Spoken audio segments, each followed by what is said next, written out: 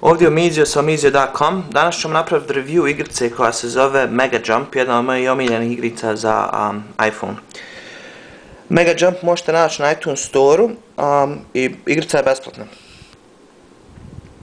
Da vam puno ne objašnjavam, najbolje vam je pokazati kako to izgleda.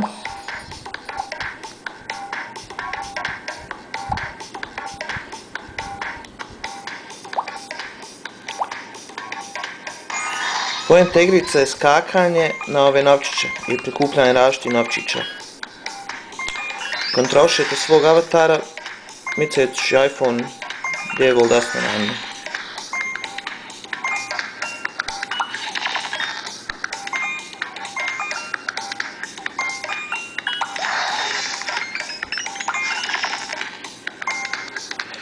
Kao što vidite, ima dosta ovih upgrade-a kroz igricu koje vas ubrzaju i daju vam druge različite powers.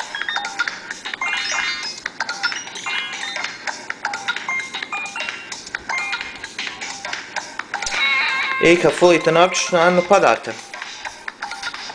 Osim toga ima ovdje extra area u kojoj možete kupiti različite stvari za poene koje skupljate kroz igricu, kao na primjer druge avatare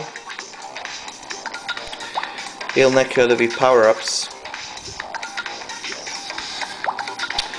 I čak imaju wallpapere za iPhone koje možete uključiti.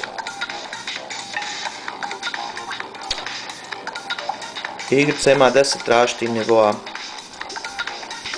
Kad završite jedan, uključate drugi naravno.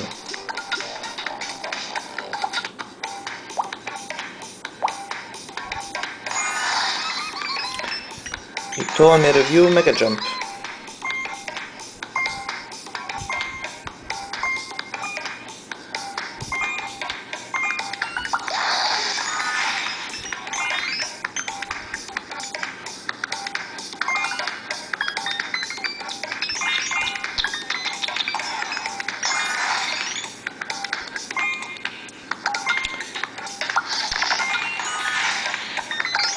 Kao i uvijek za sve novosti o iPhone-u, jailbreak informacije, obučavanje, posjetite Omizio.com iPhone blog.